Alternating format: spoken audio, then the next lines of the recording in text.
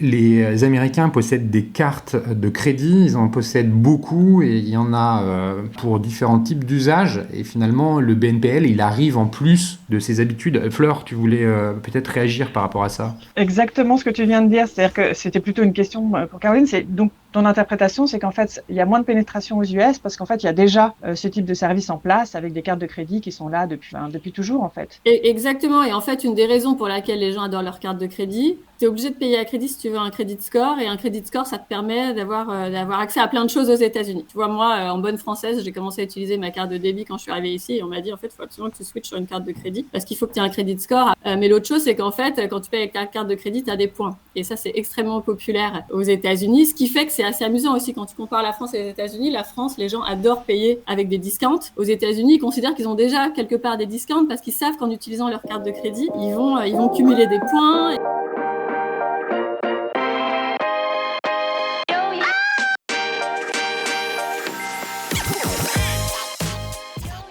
Bonjour et bienvenue dans l'émission spéciale Un œil sur un pays, le format produit par les Digital Doers qui vous ouvre sur les écosystèmes retail et e-commerce en dehors de nos frontières. Coproduit avec l'événement incontournable qu'est le One-to-One Retail e-commerce de Monaco, cette émission vient compléter, une fois par mois, les interviews des décideurs de notre écosystème. L'idée est d'interroger des correspondants français implantés dans un autre pays. Ils sont prestataires de services, retailers, e-commerçants, DNVB ou marques, bref, ils sont des professionnels engagés dans leur territoire d'adoption. En effet, qui mieux que des Français basés à l'étranger pour nous aider à comprendre comment ça se passe ailleurs. Un œil sur un pays, donc une émission qui organise une conversation avec 2 ou 3 personnalités en duplex. Avec eux, nous parlons de la conjoncture, c'est-à-dire qu'en fonction de l'actualité, nous pouvons aussi bien aborder les sujets économiques, sociétaux, que politique. Nous faisons bien sûr un focus sur le marché de la distribution afin de comprendre les spécificités de l'offre et de la demande. Nous commençons par prendre un peu de recul en abordant les questions de la maturité des consommateurs, des volumes de vente ou encore du cadre juridique et réglementaire. Évidemment, il est aussi question des sujets plus opérationnels comme les stratégies d'acquisition, l'utilisation des données, les enjeux logistiques ou encore les moyens de paiement. Puis nous nous arrêtons sur les tendances et les enjeux qui attendent le marché local. Enfin, last but not least, nos invités donnent quelques conseils et recommandations aux Français qui veulent s'implanter dans le pays. En attendant, je vous souhaite une bonne écoute, toujours sans coupure. La première émission est donc un œil sur les US, ce grand pays composé de 332 millions d'habitants et celui qui a vu naître Walmart et Amazon, 2 géants du commerce. Les Américains ont élevé l'acte de consommation de biens et de services au rang de religion. Il était donc normal d'ouvrir ce nouveau format avec le pays de l'oncle Sam. Les sujets à aborder sont nombreux, remontée des taux d'intérêt, inflation, récession, crise de l'énergie. Comment ces sujets macroéconomiques influencent-ils le commerce aux États-Unis ? Nous ne passerons pas non plus à côté des aspects régulation en Europe. Nous avons la RGPD, le DSA, le DMA. D'un point de vue réglementation, où en sont les États-Unis aujourd'hui ? Avec plus de 40% de parts de marché aux US, Amazon truste une large partie des ventes en ligne et en profite pour pousser son service de retail média qui est en pleine croissance. Alors logiquement, on pense aux autres acteurs, distributeurs, marques ou DNVB. Comment font-ils pour exister ? Doivent-ils impérativement être présents sur Amazon pour avoir une chance de vendre leurs produits ? Et si tel n'est pas le cas, comment se déploie leur stratégie d'acquisition ? Quel rôle jouent les réseaux sociaux ? Comment se développe le social shopping ou le live shopping ? Côté paiement, PayPal et Stripe sont des géants du paiement made in America. Alors, quels sont les moyens de paiement préférés des consommateurs américains ? Si j'ai bien compris, les achats se font majoritairement à crédit. Cela veut-il dire que le BNPL, le Buy Now Pay Later, est ultra répandu là-bas, voire obligatoire pour assurer un beau taux de conversion ? Côté user experience, l'UX, les sites Walmart et Best Buy ne rentrent pas véritablement dans nos canons de beauté de chez nous. Disons qu'en France, on est habitué à un design peut-être plus travaillé sur les fiches produits. La version US est donc pour le moins différente.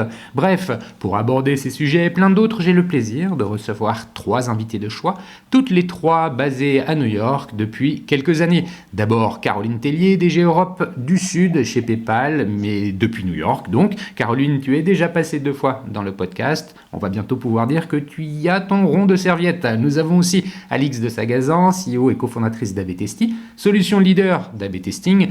Alix, toi aussi, tu es déjà passé derrière le micro il y a quelques années. Depuis, tu t'es installé à New York pour lancer AB Testy aux US. Et enfin, Fleur Touchard, pour qui c'est la toute première intervention en charge du digital et du e-commerce chez Christophe aux USA depuis une grosse année. Avant cela, tu dirigeais les activités e-commerce de Bonpoint aux États-Unis. Tu as donc une expérience assez directe des consommateurs et de la vente à distance. Donc bienvenue à toi Fleur, merci à vous trois d'avoir répondu présente pour ce premier numéro. Pour commencer, honneur à la nouvelle venue. Alors Fleur, comment est-ce que tu caractérises le marché du retail et du e-commerce aux US aujourd'hui ? D'abord, merci Cyril de nous recevoir. Je suis ravie d'être avec vous aujourd'hui. Écoute, le marché aujourd'hui, retail et e-commerce, je dirais, se porte bien, autant que faire se peut, étant donné le contexte international dans lequel on vit, je pense tous. J'ai vu récemment que le Black Friday et le Cyber Monday avaient battu des records. Donc voilà, écoute, je pense que c'est plutôt pas mal. Après, les États-Unis, je pense, ont des ressources et sont capables de se réinventer et de rebondir assez largement. Mais le chiffre intéressant que j'ai vu, c'est qu'effectivement, pendant cette période de Black Friday, beaucoup des achats avaient été financés par de l'emprunt, en fait. Et que, voilà, il y avait une augmentation de 15% des crédits sur cette période-là. Donc, voilà. Donc, des meilleurs chiffres que l'année dernière sur cette période de Black Friday et de Cyber Monday, mais à quel prix ? Voilà. Mais les Américains vivent à crédit. Donc, de toute façon, je pense que ils vivent à crédit. C'est justement ce qu'on disait un peu en introduction. Il y a aussi l'inflation, la remontée des taux qui, par la Banque centrale, est un moyen d'essayer de lutter contre l'inflation. Caroline, toi, tes côtés paiement, est-ce que c'est des sujets que vous regardez attentivement ? Est-ce que vous avez aussi des études ou des analyses sur les conséquences de ces taux d'intérêt sur la consommation ? Alors, effectivement, nous, on voit que le Buy Now Pay Later, comme tu l'as dit, est une vraie tendance. C'est pour ça qu'on s'est aussi positionné maintenant il y a plusieurs mois. Et on a vu un taux d'adoption qui est assez phénoménal. Aux US, on a à peu près 22 millions de nos utilisateurs qui ont déjà fait un achat avec le paiement en 3 fois. Donc on a différentes variations du Buy Now Pay Later en fonction de ce qui se fait dans les pays. Donc, c'est du 3 fois aux US et du 4 fois en France, parce que je crois que tu voulais aussi comparer un peu les US et la France. Mais ce qui est amusant, c'est que, en fait, les cartes de crédit restent toujours le moyen préféré des acheteurs en ligne aux États-Unis, mais vraiment juste devant les wallets, comme PayPal. Et on voit qu'en fait, le Buy Now Pay Later reste relativement faible. C'est 4% des transactions aux US qui sont faites, qui sont payées en 3 fois avec les acteurs présents du marché. Alors que c'est aujourd'hui, j'avais la statistique, c'est 8% en Europe. Et peut-être, je pense, à mon analyse, c'est qu'en Europe, comme le crédit est peut-être un peu moins usuel, exactement. Alors peut-être pas au UK, mais dans des pays comme la France ou même l'Italie et l'Espagne dont je m'occupe. Finalement, le Buy Now Pay Later a pris la place que le crédit avait pu prendre dans d'autres pays. Et on voit que c'est vraiment l'Europe qui tire cette adoption du Buy Now Pay Later par rapport aux US et surtout par rapport au reste du monde. Et c'est intéressant de comparer d'ailleurs l'Europe, les US et le reste du monde, parce que tu vois que sur d'autres tendances, typiquement l'adoption du mobile sur le point of sales, même en magasin, clairement c'est les US et l'Amérique du Nord et l'Europe qui retardent un peu cette adoption, parce que d'autres continents comme l'Asie, l'Amérique du Sud sont beaucoup plus en avance que nos pays qui sont considérés comme plus matures en fait. Parce que oui, pour compléter ce que tu dis, les Américains possèdent des cartes de crédit, ils en possèdent beaucoup et il y en a pour différents types d'usages, et finalement le BNPL il arrive en plus de ses habitudes. Fleur, tu voulais peut-être réagir par rapport à ça?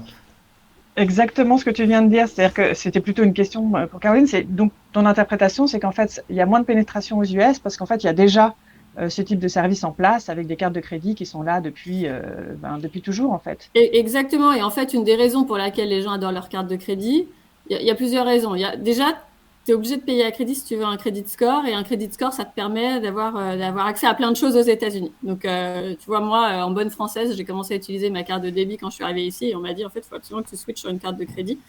Parce qu'il faut que tu aies un credit score. Après, tu peux décider que ta carte de crédit, en fait, tu es un débit par défaut à la fin de mois et pas d'utiliser les fonctionnalités de crédit.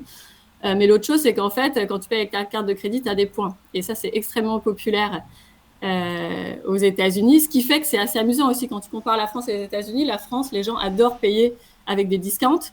Aux États-Unis, ils considèrent qu'ils ont déjà quelque part des discounts parce qu'ils savent qu'en utilisant leur carte de crédit, ils vont cumuler des points et du coup, les banques sont extrêmement généreuses. En fait, au bout d'un an, tu te rends compte que tu peux te payer des voyages, des billets d'avion. Enfin voilà, dès que tu utilises ta carte de crédit, tu engranges un cashback un peu tacite que tu peux ensuite utiliser sur plein de cas d'usage différents. Un peu comme ce qu'on connaît en France avec l'American Express et puis Air France qui a lié les deux. On connaît tous autour de nous des gens qui veulent payer avec ça pour avoir des miles et à utiliser après sur Air France. Complètement, c'est exactement ça, ouais. Toi, Alix, en arrivant aux États-Unis en tant que consommatrice, tu as trouvé que c'était difficile de t'adapter à ces nouveaux modes de fonctionnement ?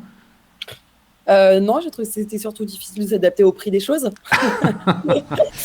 Parce que, déjà, quand tu arrives sur le territoire américain et que, effectivement, que tu vois le prix dans les supermarchés, le prix de ton loyer, etc., tu pleures un petit peu. Donc, évidemment, il y a des salaires qui sont adaptés, mais c'est quand même un petit peu difficile parce qu'après, quand tu rentres en France, tu vois quand même des différences énormes. Et puis là, je ne sais pas ce que vous en pensez des filles, mais moi, cet été, j'ai trouvé qu'il y avait justement l'inflation, il y a eu un gap, et particulièrement à New York, complètement hallucinant.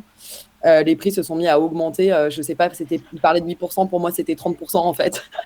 On est rentré de France et on s'est dit, mais c'est pas possible, les prix se sont envolés.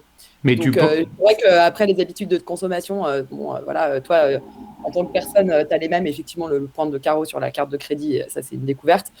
Mais après c'est surtout les prix, quoi. Et les prix, ils ont évolué à la hausse sur toutes les catégories de produits ou tu as l'impression que c'est global ?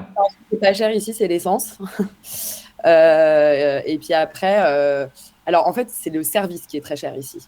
Ta femme de ménage, tu payes 2 fois plus cher la nounou, etc. Tu payes 2 fois plus cher ici. Et puis ensuite, du coup, les restaurants avec les tips, etc., ça te coûte, je sais pas ce que vous en pensez, les filles, 2-3 fois plus cher qu'en France, quoi. Ouais, et puis on l'a vu aussi dans les supermarchés. Enfin, moi, je trouve que dans les supermarchés, la food, et puis tous les produits importés aussi, parce qu'on sait, tu parles du prix de l'essence, mais on sait, tous les challenges qu'il y a eu sur les transports, en fait.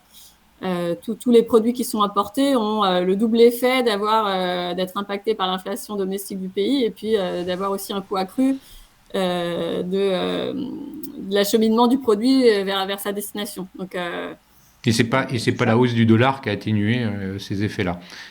Sûrement pas. Fleur, toi, tu voulais ajouter quelque chose ? Non, c'est pareil que vous. Moi, quand je suis rentrée en France cet été, après pas mal de temps à cause du Covid d'être coincée ici, je suis allée chez Franprix. J'ai mis mes toques à la caisse et j'ai cru que la caissière avait oublié la moitié des choses, en fait. Donc, tu vois, j'ai regardé après. Non, elle avait bien tout. Non, ce que tu dis sur les services est hyper intéressant. Et en effet, je pense que c'est lié à la structure économique des États-Unis qui sont restés industriels super longtemps. Il y a toujours une société de services, mais c'est vrai qu'on voit que les produits manufacturés ont tendance, qui sont faits ici en tout cas, ont tendance à baisser. Tu peux trouver des jouets hyper pas chers, tu peux trouver des vêtements extrêmement peu chers aussi ici, alors qu'effectivement les services, tu parlais de la nounou, et tout ce qui est éducation, tout ce qui est santé, c'est hors de prix. Et c'est vrai que quand tu vas chez le médecin ici, même si tu as une assurance, ça te coûte, moi ça me coûte $40, et pour les filles aussi. Donc c'est vrai que c'est des choses qu'il faut avoir en tête. Et côté alimentation, en France, il y a beaucoup de débats autour. Il y a Leclerc qui est tout le temps sur BFM TV pour expliquer à quel point il y a une inflation sur les produits alimentaires, des risques de rupture dans la chaîne d'approvisionnement. C'est des sujets qui sont aussi d'actualité aux États-Unis ? Oui. Moi, je sais pas ce que vous en pensez, vous, mais effectivement, il arrive que... Alors, il y a des queues. Je trouve dans les magasins, tu vois, chez Trader Joe, il y a la queue. Les gens ici font la queue. Et de temps en temps, tu arrives chez Trader Joe, puis la moitié des rayons sont vides. Je trouve que ça arrive encore et c'est assez fou. C'est-à-dire que du coup, tu rentres à la maison et puis les enfants disent bah t'as pas pris ça et tu dis bah il y avait pas en fait. Et, il y a des produits par saison. Tu vois, par exemple, nous la pâte feuilletée, on sait qu'il faut l'acheter en octobre-novembre parce qu'après t'en as plus pendant toute l'année.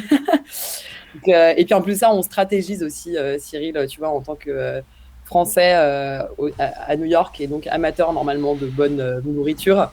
Tu as des endroits, Trader Joe's, tu achètes certains produits. Chez Whole Foods, tu achètes d'autres produits. Tu as aussi les prix qui ne sont pas les mêmes selon les supermarchés sur certains produits. Tu deviens un expert des supermarchés, en fait. Complètement. Tu fais pas tes courses à un seul endroit. Tu achètes ton vin à un endroit, tu achètes ta viande à un autre endroit, tu achètes tu vas quand tu arrives chez Leclerc en France, tu hallucines, quoi. Tu es là, oh là là, mais c'est magique cet endroit. Mais même Monoprix. Et est-ce que aux US, le sujet de l'omnicanalité ou du commerce unifié est aussi prégnant que chez nous? Est-ce qu'il y a des expériences utilisateurs, des parcours clients qui se construisent aussi bien online qu'offline dans les stratégies? Peut-être, Alix, tu as des sujets là-dessus? Ouais, bah écoute, nous, on a pas mal. Alors, nous, on n'a pas que des clients e-commerce. Hein, donc, moi, je suis peut-être un peu moins experte e-commerce. Non, mais parle du retail aussi. Hein. Ouais, on a retail. Enfin, voilà, on a plusieurs. On a aussi des médias. Voilà, on a pas mal de secteurs comme clients. On a à peu près 1200 clients aujourd'hui. Et aux US, j'en ai à peu près 200. Moi, je trouve qu'il y a quand même une maturité. Alors, si les Français entendent ça, ils vont être vexés, mais je trouve qu'en gros, moi, dans les équipes digitales, je dirais qu'après, voilà, sur la manière d'acheter des solutions, sur les process, etc., je dirais qu'il y a peut-être 1 ou 2 ans d'avance, entre guillemets, sur ces métiers-là. Et puis après, sur les parcours clients, moi, par exemple, je suis hyper impressionnée. J'ai des clients dans la beauté où tu as, en fait, sur les technos, sur l'adoption des technos, tu vois, par exemple, de essayage de maquillage sur l'app de Ulta Beauté ou Sephora, par exemple, les trucs sont hyper poussés, le parcours client est hyper fluide, hyper bien fait. Je trouve qu'ils essayent pas mal de choses. Donc, je dirais maturité des équipes digitales et peut-être appétence à la techno disruptive. Même si en France, franchement, on est quand même très bon, hein, mais appétence à la technologie assez disruptive pour améliorer toujours le parcours utilisateur. Et le lien entre le online et le offline est assez fluide, c'est-à-dire que tout est interconnecté, quelle que soit l'expérience. Alors ça, je ne sais pas s'il y a une différence. Enfin, je ne sais pas ce que vous en pensez, les filles. Je sais pas si... Ouais. Moi, je pense qu'en fait, après, tout dépend du cas d'usage dont on parle. L'omnicanalité, c'est un sujet assez compliqué parce que tu as pas mal de nuances. Et si tu regardes déjà rien que le fait de payer avec ton mobile en magasin, tu vois, on parle même pas des apps qui enrichissent leur expérience et qui te permettent de, voilà, ce que tu faisais en magasin, de pouvoir le faire via ton mobile. Juste le fait de pouvoir payer avec ton mobile. Finalement, en France, on est assez en retard par rapport en Europe. Tu vois, en France, tu as 4% des paiements en magasin qui se font via le mobile et c'est 3 fois plus important aux US. Tu es à 11% aux US, mais tu es à 30% worldwide. Donc, tu vois, quand tu compares les 4% des Français qui payent avec leur mobile en magasin versus les 30% dans le reste du monde, tu te dis qu'il y a un énorme gap de l'adoption de cette technologie du paiement mobile, que ce soit tu vois, le QR code ou via les instant payment ou voilà, les terminaux de paiement qui maintenant acceptent Apple Pay pour la plupart d'entre eux ou Google Pay. On est quand même en France pas mal derrière et au final aux US aussi, quoi, parce que même si c'est 3 fois plus important aux US, ça reste 3 fois plus faible qu'une statistique worldwide. Donc, tu imagines ce que ça donne sur des régions comme l'Asie ou la Chine en particulier. Mais c'est vrai que le mobile ici est essentiel. Enfin, quand tu vois que les gens utilisent leur mobile pour payer les transports en commun, tu vas dans le bus et dans le métro, par exemple, c'est vrai que ça, c'est en place depuis quelques années déjà. Tu parlais de l'AR, Alix, et c'est vrai que je trouve que pendant la pandémie, les marques de produits de beauté se sont énormément développées dans la réalité augmentée. Et de pouvoir essayer son make-up via son téléphone, essentiellement. Ouais. C'est assez dingue. Et je trouve qu'effectivement, la pandémie, pour ça, a été un super booster dans Attends. l'adoption de ces technos. Et effectivement, je pousse moi pas mal, tu vois, sur le mobile. Et toute la réalité augmentée, de pouvoir tester, bon après c'est le meuble, etc. Tu vois, au-delà du maquillage, via ton mobile, c'est vraiment quelque chose d'extra, quoi. Les mobiles sont de plus en plus performants, on les a toujours dans la poche. Et c'est vrai que du coup, après en termes d'omnicanalité, moi je trouve que tu vas chez Uniqlo ici, ils t'achètent les trucs sur le site internet s'ils l'ont pas en boutique. Enfin, je trouve qu'il y a quand même cette omnicanalité qui est beaucoup plus développée aux États-Unis qu'en France. Est-ce que, Vraiment. est-ce que aux États-Unis, le retour est quelque chose qui est hyper utile, pardon, utile, c'est pas le bon mot, il est très développé. Est-ce que on voit des Américains acheter plus de produits qu'il ne faut, et puis parce qu'ils savent que derrière, finalement, ils peuvent retourner facilement. Est-ce que c'est Ouais, quelque chose qui moi ça, est... ouais, je peux peut-être répondre là-dessus. Ouais, vas-y, Fleur. Je me souviens d'avoir eu une discussion avec quelqu'un de chez Amazon, mais même il y a très longtemps, où je leur avais dit, mais pourquoi vous ne mettez pas en place la cabine d'essayage virtuelle chez Amazon pour éviter justement les taux de retour, qui coûtent une fortune, parce que effectivement, tu expédies un produit, il est immobilisé chez un client. Donc, enfin, au-delà de tout ça, tu peux pas le vendre pendant, enfin bref, tout le truc. Et il m'avait dit, non, en fait, l'essayage, voilà, c'est une techno, ça nous coûte très cher, etc. On préfère gérer des retours, c'est moins cher, et que les gens achètent différentes tailles. Aujourd'hui, la gestion des retours est ultra bien gérée. Bon, moi, je suis une vraie cliente Amazon. Amazon et Whole Foods, aujourd'hui, enfin, Whole Foods, c'est l'équivalent de Monop, si tu veux. C'est la même chaîne. Tu achètes chez Amazon, tu peux retourner tes produits, pas dans l'emballage, enfin, comme ça. Enfin, tu vois, j'ai acheté un clavier l'autre jour pour une de mes filles, voilà. Tu rapportes le truc, même plus dans la boîte Amazon, sans étiquette, sans rien, chez Whole Foods. Il y a un desk pour ça, et je trouve qu'aujourd'hui, les retours sont quand même extrêmement facilités. Mais Amazon a vraiment démocratisé les Totalement, retours. Et d'ailleurs, désacralisé. voilà, et crée une pression sur les autres retailers. En fait, aux États-Unis, quand tu demandes aux gens ce qu'ils les feraient acheter ou pas acheter, les retours, c'est, tu vois, dans les 3 raisons qui font que les gens achètent ou n'achètent pas. Et donc, ils s'attendent effectivement à des expériences aussi fluides que celles d'Amazon. Et aujourd'hui, moi, j'ai la chance d'avoir un lobby là où j'habite, une entrée. Tout le monde laisse ses paquets qui veulent retourner. T'as des pick-up, t'as des gens qui passent. Franchement, tu te soucies de rien. Limite, tu T'as fermes toujours, ta boîte. t'as toujours un mec UPS qui passe dans la rue Ouais. pour récupérer des colis. Et puis t'es un peu bon, on verra bien ce qui se passe si je suis remboursée, mais en général, ça se passe très bien.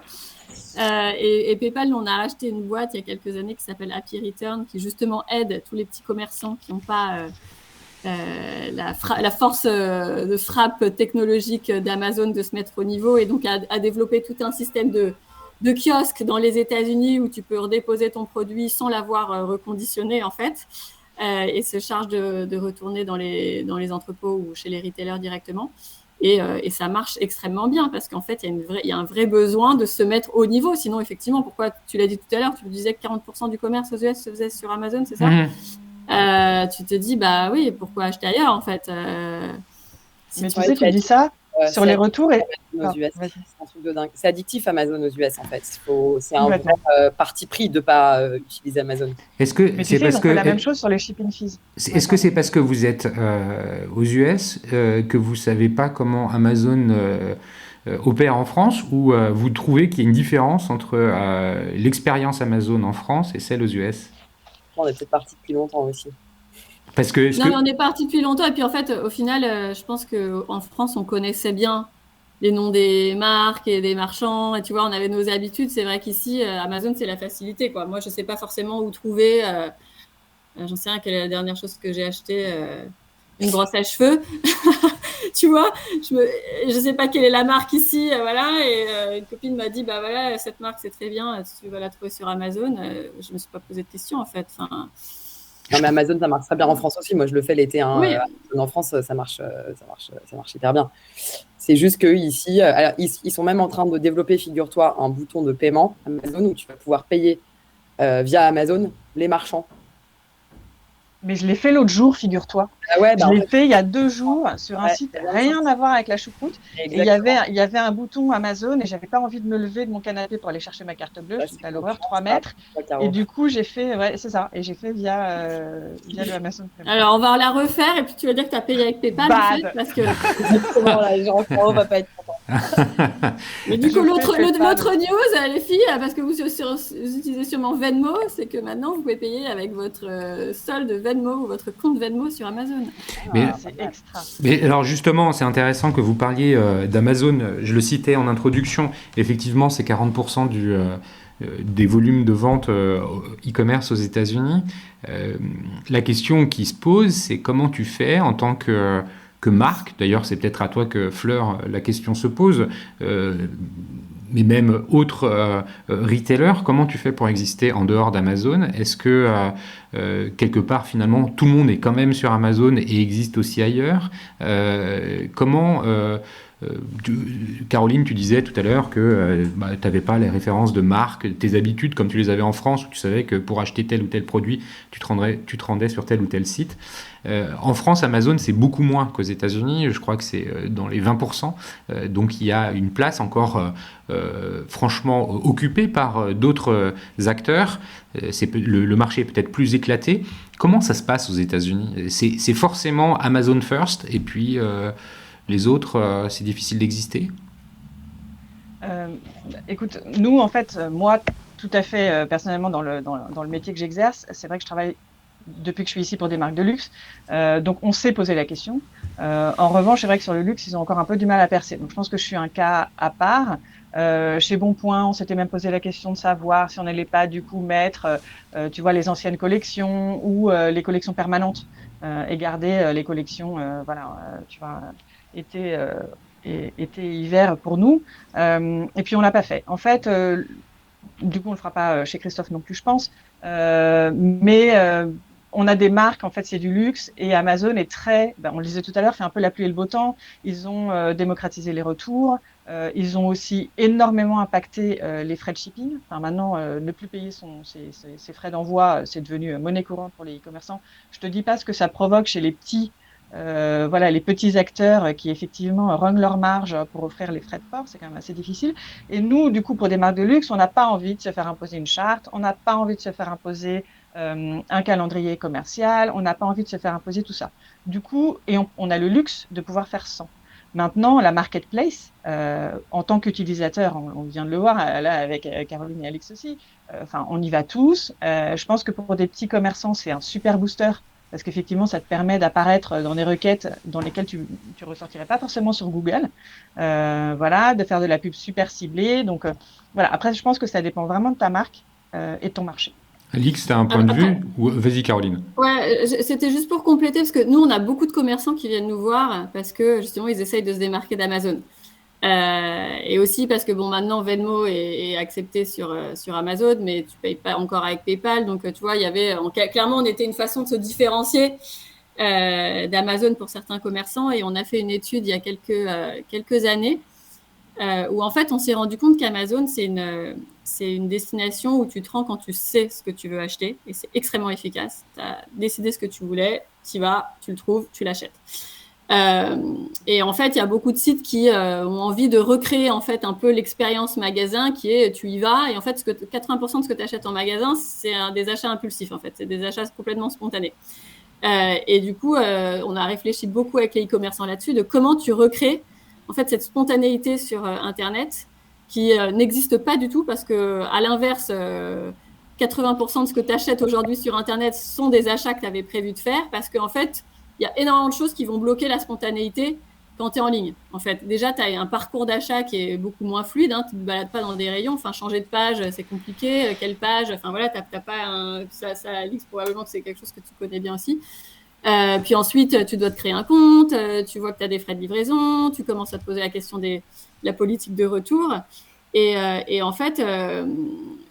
Nous, on le voit, hein, la raison d'exister de PayPal, c'est d'apporter des clients en plus, du revenu en plus. Et en fait, on s'est rendu compte au travers de ces analyses que les clients PayPal étaient extrêmement impulsifs, beaucoup plus spontanés. Quand ils arrivent sur un site, ils vont visiter plus de pages produits.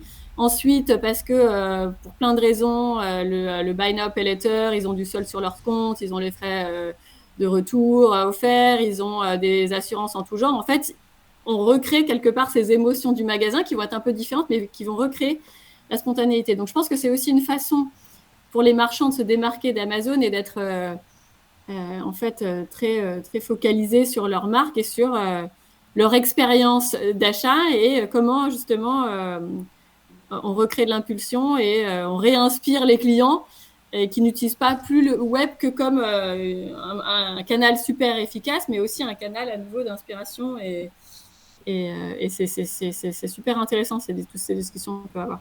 Alix, toi, ça Ouais. va dans le sens de ce que tu observes? Bah, j'adore ce que dit Caro sur effectivement redonner de la spontanéité et effectivement la différence d'achat entre Amazon et les marques en général.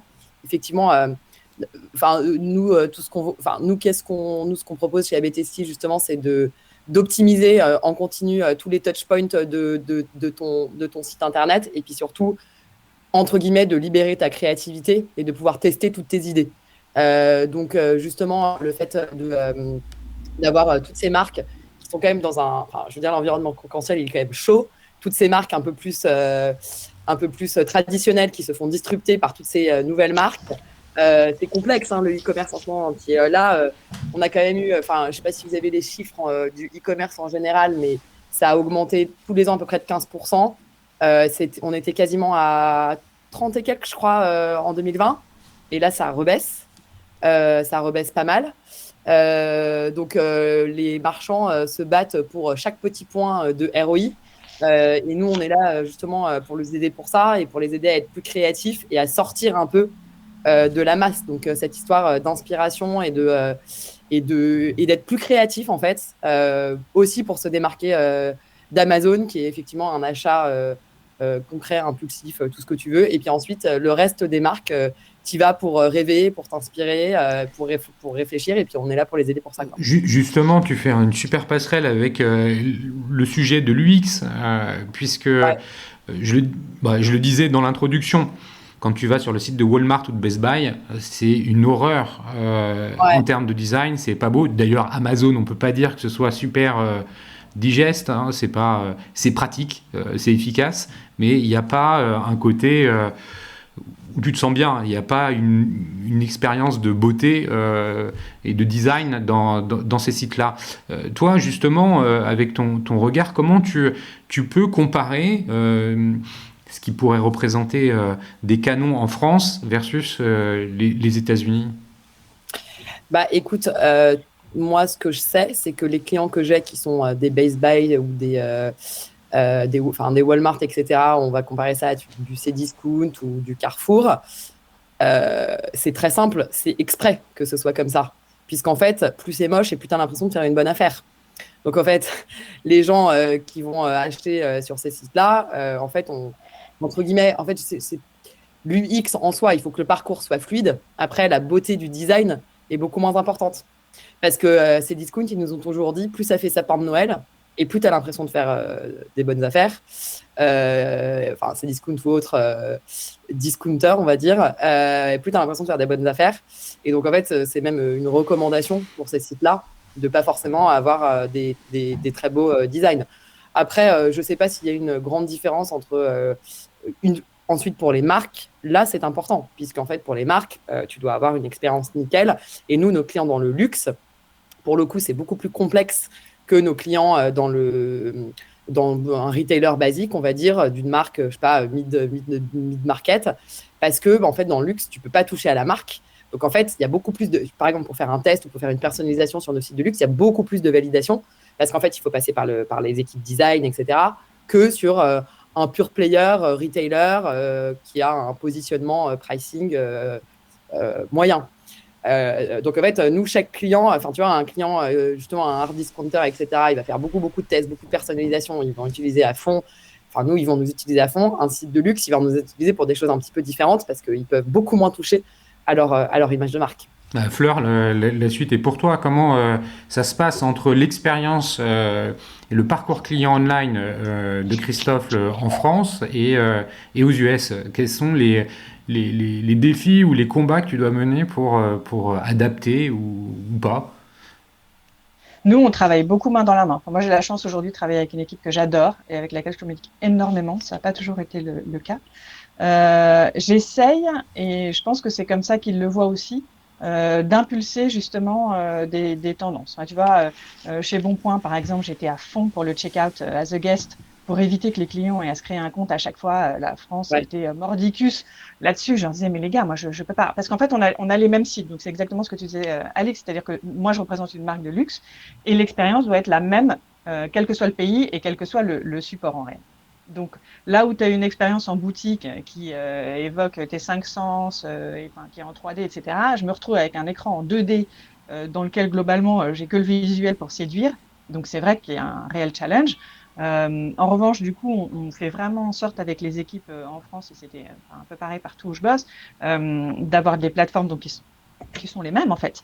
Moi, je les pousse, donc je suis un peu la lourde, qui vont dire ouais, il faudrait tester ça, faudrait tester ça. Et là, en ce moment, mon credo, en gros, c'est le mobile. Tu vas faire en sorte que l'expérience sur le mobile, en termes d'ergo, de parcours client, d'expérience, soit la même, donc chez eux aussi, et de leur dire c'est le futur. Là, on parlait juste d'un truc tout bête, c'est la position du bouton du menu sur le mobile. J'en disais, moi, je vois beaucoup ici de sites sur lesquels, en fait, ce burger qu'on appelle ces 3 traits là, qui permettent d'ouvrir le menu, les standards, en gros, voulaient qu'il soit à gauche. Il y a beaucoup de droitiers et je vois pas mal de sites où c'est à droite. Donc, je leur disais, les gars, il y a peut-être un truc qui est en train de se profiler. Voilà. Et j'essaye, du coup. Faut que tu testes ça, Florent. N'hésite pas à prendre AB Testi là pour Et il y en a une qui perd pas le nord. C'est ça, mais tu as bien raison. Mais j'essaye d'être force de proposition. Tu vois, dans un pays dans lequel on le disait tout à l'heure, je pense qu'on est quand même en avance aux US sur les usages digitaux. Alors justement, à propos d'usages digitaux, parlons un peu de l'acquisition. Est-ce que vous voyez les réseaux sociaux devenir prédominants dans la stratégie d'acquisition? Je parlais du retail média parce que c'est aussi un autre sujet qui va de l'avant. Est-ce que le live shopping se développe comme c'est le cas par exemple en Chine, aux États-Unis, et le social selling également? Alors, nous, en fait, on a énormément de demandes d'accompagnement sur le shopping contextuel, le shopping sur les réseaux sociaux. J'ai aussi quelques chiffres. En fait, aux États-Unis, il y a 37% des gens qui disent qu'ils ont déjà acheté via des réseaux sociaux. Et en France, 76% disent qu'ils ont utilisé Facebook pour faire un achat. On voit qu'en fait, en France, Facebook est encore assez important. Mais c'est vrai, moi je le vois aussi en tant que consommatrice, hein, tu peux pas aller sur Instagram sans te faire pousser des offres de plus en plus pertinentes. Parfois tu te dis mais en fait mon téléphone m'écoute parce que j'ai parlé de quelque chose. Clairement j'ai pas fait de recherche ni sur mon ordinateur ni sur mon téléphone, mais j'ai parlé de quelque chose vocalement et là on me pousse un truc qui correspond à ce que j'ai dit. Enfin ça en devient un peu flippant, mais c'est extrêmement efficace.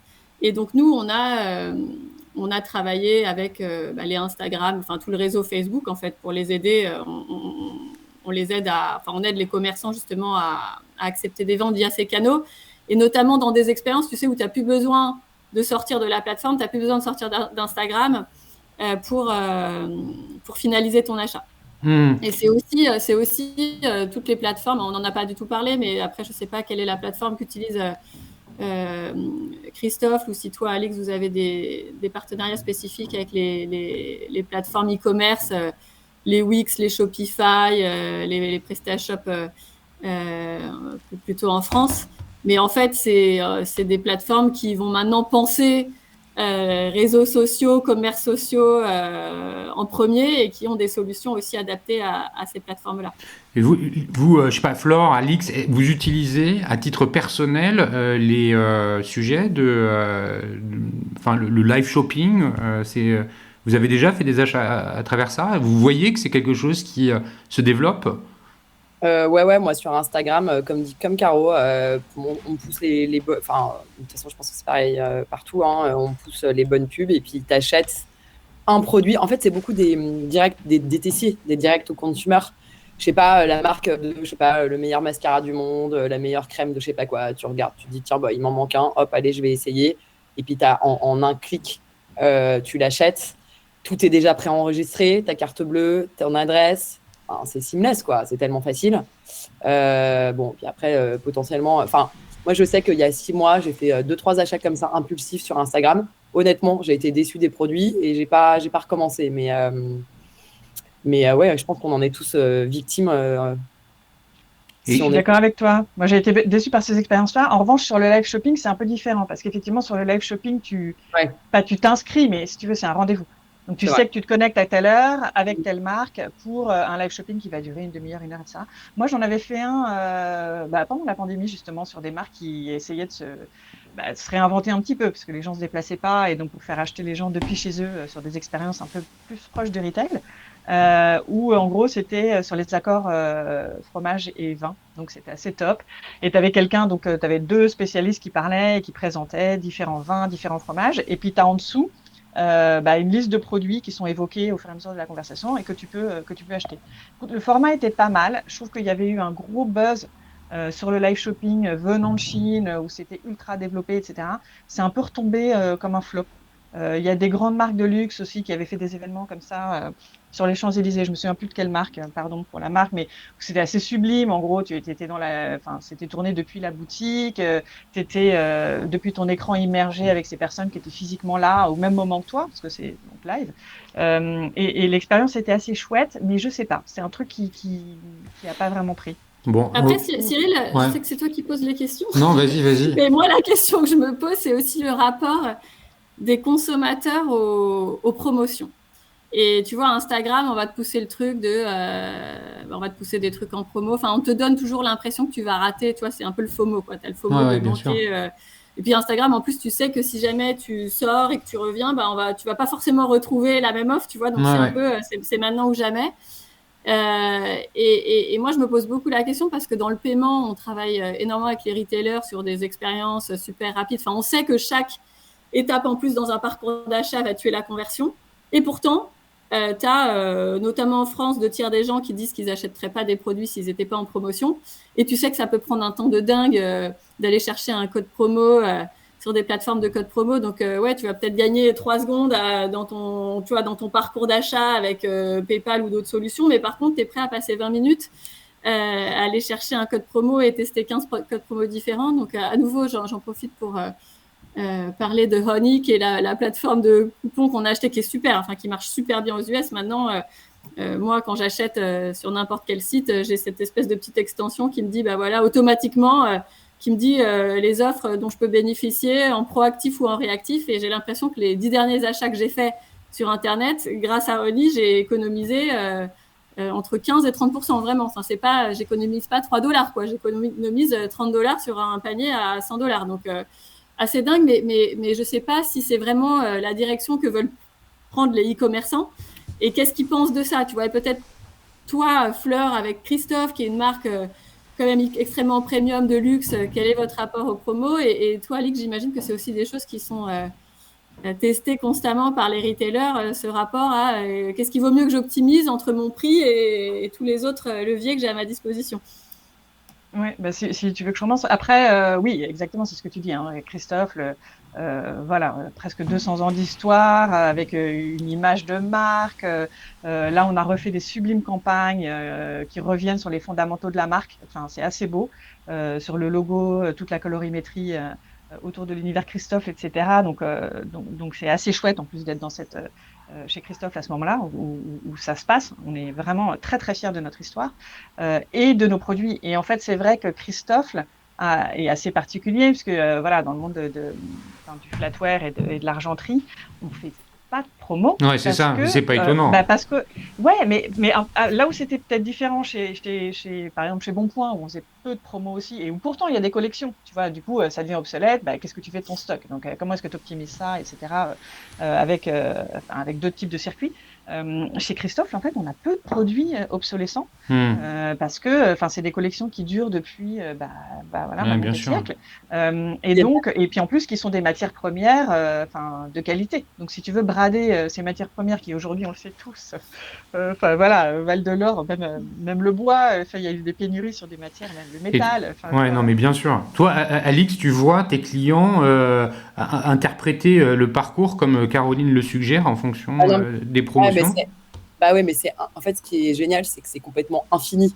Nous, justement, c'est là qu'on intervient et c'est toute la beauté de ce qu'on propose à nos clients. C'est que en fait, je me rappelle, on m'avait dit, mais vous à BTC, une fois qu'on a tout optimisé sur le client, on n'a plus besoin de vous. Je dis, bah non, en fait, parce que tu as tout le temps besoin d'optimiser, tu as tes consommateurs qui changent, tu as tes triggers qui changent, tes promos, bah, c'est pareil, c'est endless, quoi. Nous, on a, je ne vais pas vous tous les détailler, mais on a plein de use cases je sais pas, si tu dépenses plus de 100, le shipping est offert. Si on te fait telle promo sur tel produit, l'autre... Enfin, je veux dire, on teste ça en continu. On a des tonnes de use cases. On vient de racheter justement une boîte de product recommendation, nous, pour continuer d'optimiser à fond, proposer des nouveaux produits. Notre objectif, c'est vraiment d'arriver à quand on a créé ABTC, on a dit il faut que tout le monde puisse faire comme Amazon. En 2012-2013, quand on a eu l'idée, Amazon faisait déjà 100 tests par semaine et puis un nombre de personnalisations hallucinant parce que on a tous un parcours très personnalisé sur Amazon. Et nous, on s'est dit il faut qu'on puisse proposer à tout le monde de faire la même chose. Donc finalement, les promotions, ça rentre donc complètement dans les prérogatives de tes clients en utilisant ABTC. J'ai une autre question qui me vient quand on parle des différences entre la France, l'Europe d'un côté et puis les États-Unis. Chez nous, on voit beaucoup les sujets du développement durable, de la consommation et du commerce durable, les sujets RSE, quoi, la seconde main, le reconditionné. Ces sujets-là, aujourd'hui, ils sont vraiment d'actualité aussi aux États-Unis ? Chez nous, en tout cas, complètement. Et même en France, d'ailleurs, parce que la France vient de lancer un projet vintage où ils vendent des produits reconditionnés, non, mais remis en état, ou tu vois, voilà, mais en gardant les produits quand même un peu dans leur jus. Et ouais, je pense qu'effectivement, nous, on se dingue de ça, en tout cas, de dire qu'effectivement, quand tu achètes du Christophe, tu achètes des produits. J'étais chez le médecin l'autre jour, qui est quand même un âge avancé, qui me disait que ses parents avaient eu une ménagère Christophe pour leur mariage. Tu vois, ça, je trouve ça, c'est quand même assez exceptionnel. Après, tu disais sur tester les promotions, tu vois, on a quand même ces réflexions-là. Tu vois, on se dit, est-ce qu'il vaut mieux offrir les shipping? Est-ce qu'il vaut mieux donner un bon de 10% sur le prochain achat? Est-ce qu'il vaut mieux offrir un GWP, un gift with purchase? Tu vois, c'est des trucs qu'on teste quand même. Après, on a du mal à mesurer les retours, je trouve. Tu vois, c'est là-dessus qu'on pêche. C'est de se dire, voilà, en offrant le free shipping, combien d'achats tu as déclenché en plus? Les chiffres sont tellement n'importe quoi et les courbes sont tellement n'importe quoi depuis le Covid où tous les trucs vont dans tous les sens. Tu n'as plus de normes, en fait. On se réfère au chiffre 2019. Tu sais même pas si 2019 est finalement une année. Fleur, je te propose que tu vois avec Alix un peu plus loin pour savoir comment optimiser le truc. On en revient à la même chose. Voilà. Non, mais pour revenir sur cette consommation responsable, c'est vraiment très très marqué en France. Est-ce que ça, vous le percevez? Mon intuition, c'est que ça allait beaucoup plus en France qu'aux US. Et d'ailleurs, tu vois, tout à l'heure, on disait quelles sont les choses importantes top of mind pour les gens quand ils dans l'acte d'achat ou de non-achat.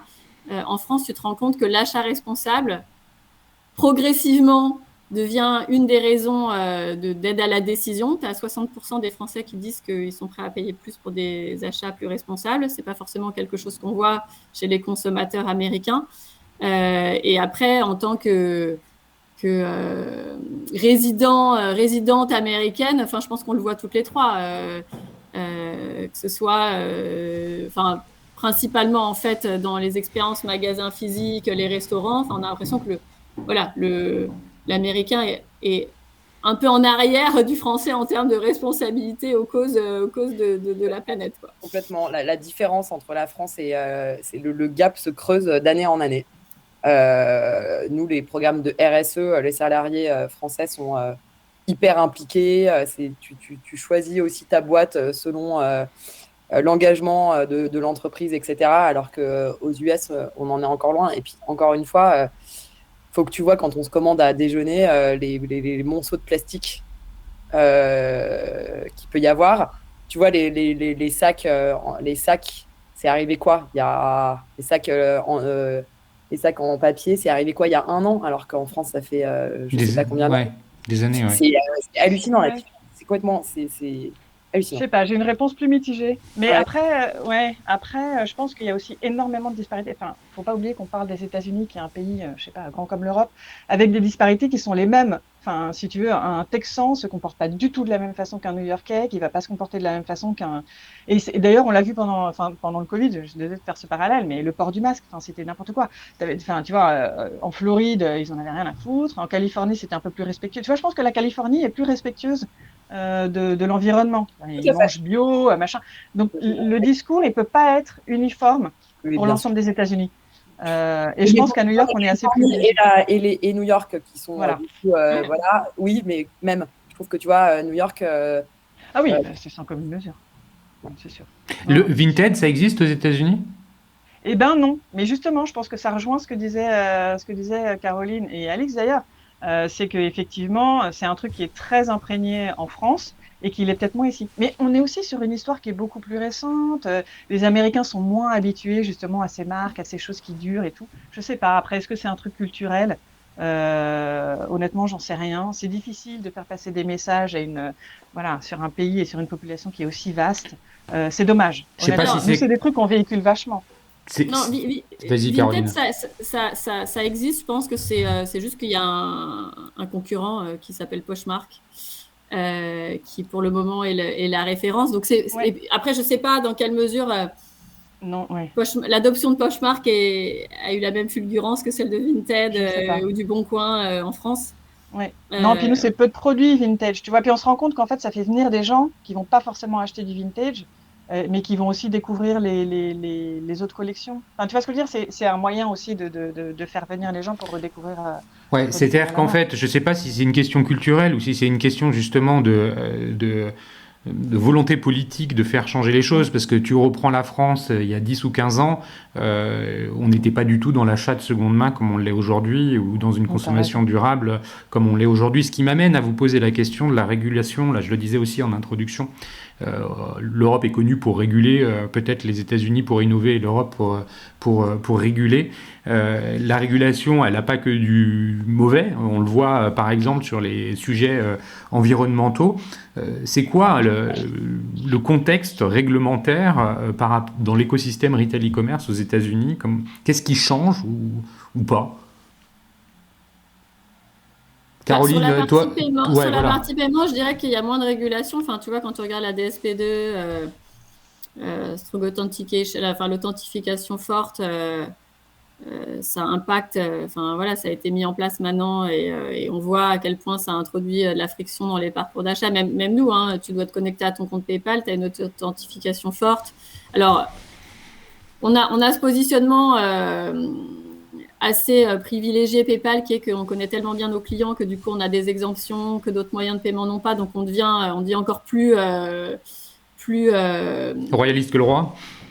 Non, au contraire. Enfin, en fait, les marchands se tournent vers nous en nous disant comment je fais pour amener un maximum de trafic sur PayPal, parce que du coup il n'y a pas de coupure dans le tunnel d'achat. Il n'y a pas le SMS ou peu importe ce qu'utilise la banque pour authentifier le client.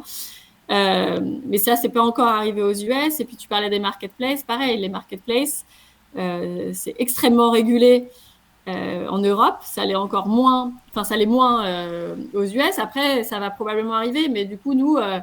tu vois, moi, par exemple, avec mon expérience paiement Europe, je vois que j'ai beaucoup de choses à apporter ici aux US, parce qu'on se dit le jour où les US se mettent au même niveau que l'Europe en termes de régulation, en fait, on est prêt et on a compris les implications. On a déjà travaillé avec les e-commerçants, avec les régulateurs, et on sait ce qu'on peut faire, ce qu'on peut pas faire. Est-ce que nos 20 ans d'expérience nous donnent comme avance sur justement cette confiance, cette connaissance client qui est un avantage pour PayPal, bien évidemment, et qu'on répercute sur les commerçants qui travaillent avec nous. Bien sûr. Et les sujets de RGPD, d'absence de cookies, ça, c'est des sujets qui ne sont pas du tout existants sur le marché américain. Bah si. Si. Enfin, pour moi, si. Ouais, pour moi, si. Et c'est vrai que c'est de plus en plus difficile de te référer à ta data. C'est-à-dire qu'aujourd'hui, même quand tu vas sur Analytics, les 3/4 des visites qui viennent sur ton site, elles sont en aveugle.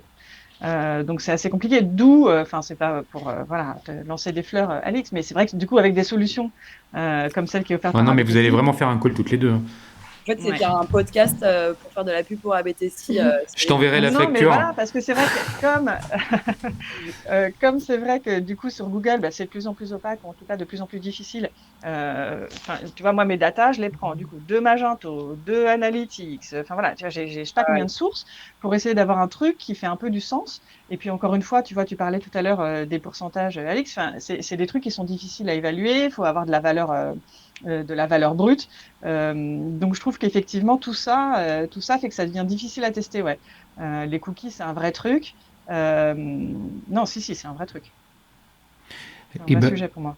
merci pour tous ces insights. Avant qu'on conclue notre émission, est-ce que vous auriez des recommandations à donner à des Frenchies qui veulent venir aux US, que ce soit des prestataires de services ou des retailers? Vous êtes toutes les trois sur la côte Est. Alix, je sais que c'est un choix. Caroline, il se trouve que PayPal est là. Fleur, c'est pour encore d'autres sujets. Qu'est-ce que vous pourriez partager comme retour d'expérience à des Français qui veulent tenter une aventure américaine?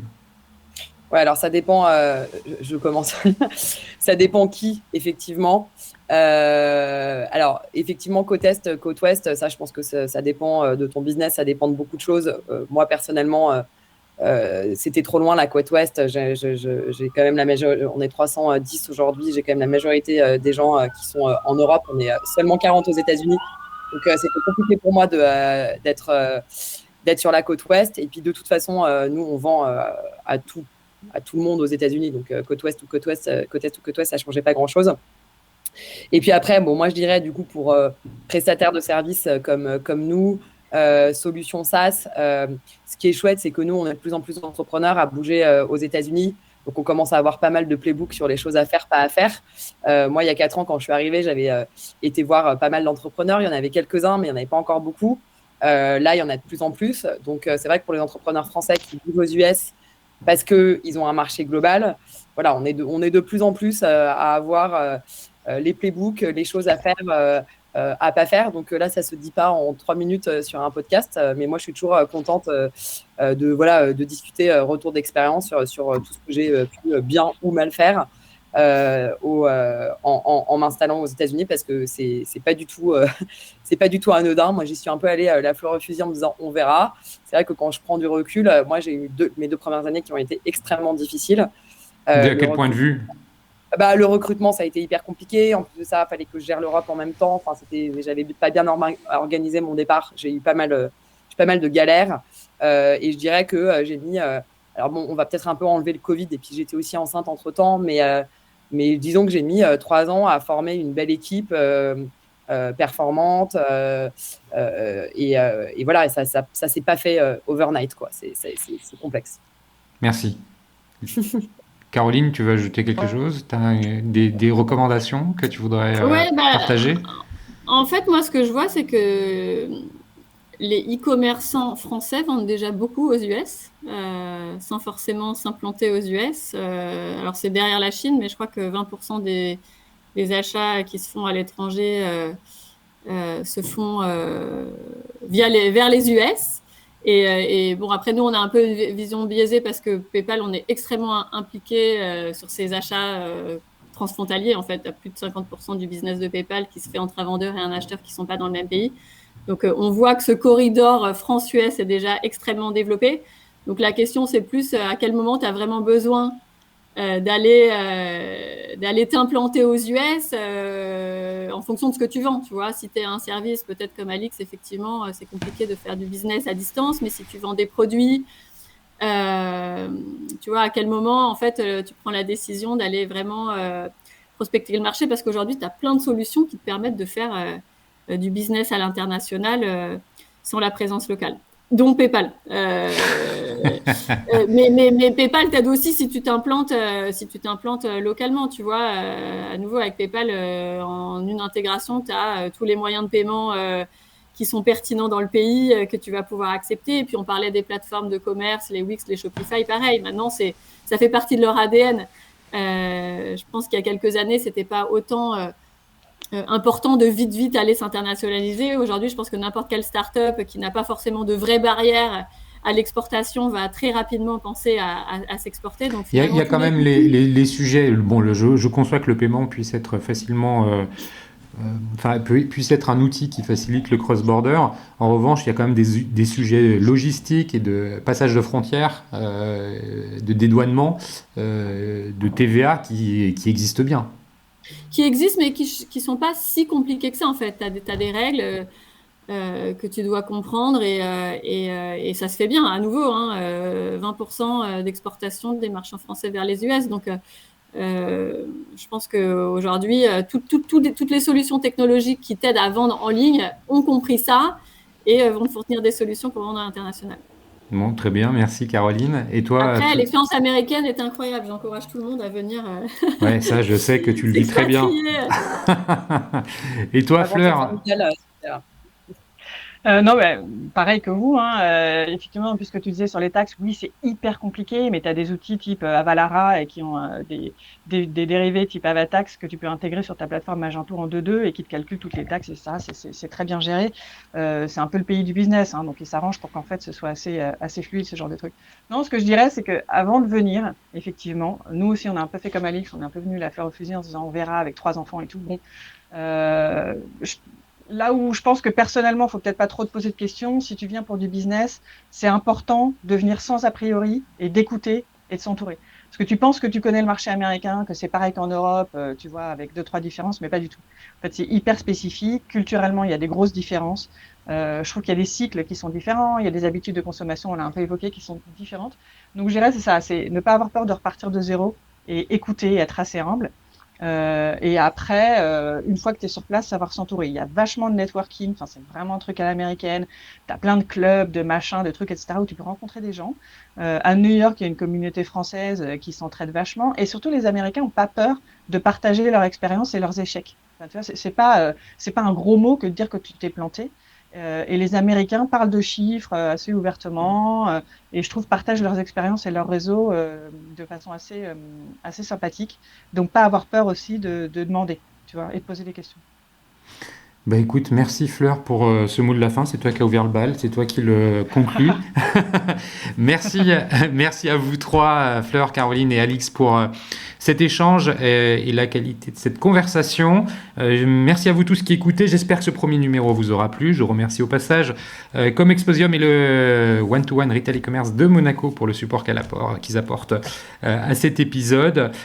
Si vous voulez contacter Fleur, Caroline ou Alix, vous pouvez le faire, j'imagine, via LinkedIn. Ça doit probablement être le meilleur des moyens. Sinon, vous pouvez aussi m'envoyer un message et je me ferai un plaisir de leur transférer. Merci encore à toutes les trois et puis je vous dis à très bientôt. Merci Cyril. Merci.